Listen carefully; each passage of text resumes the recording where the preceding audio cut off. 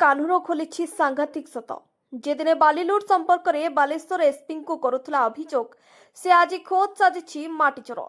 केवल जे माटी चोरी कान्हू करुछि ता नुहे, माटी माफिया कान्हू सह मिशिछि जणे सांबादिक। न्यूज भैन को ढाल करी जलेश्वर चली माटी चोरी।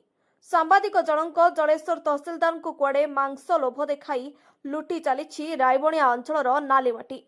एमिति कौन मजा पाईगले जे पूरा रायबणिया अंचल को माटी माफिया हाथ में टेकी देइछन्ति। काहेकि लुट हेउथवा माटी को धरु नाहंती।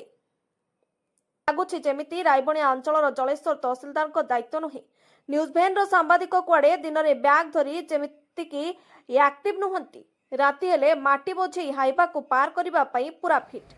जार सबकिछि प्रमाण लागिछि आम हाथ में, खसी पारिबे नाही तहसिल बाबू एवं माटी माफिया कान्हू सह न्यूज भैन सांबादिक। खूब शीघ्र खोलीदेबु मधु संपर्कर मधुचंद्रिका गुमर।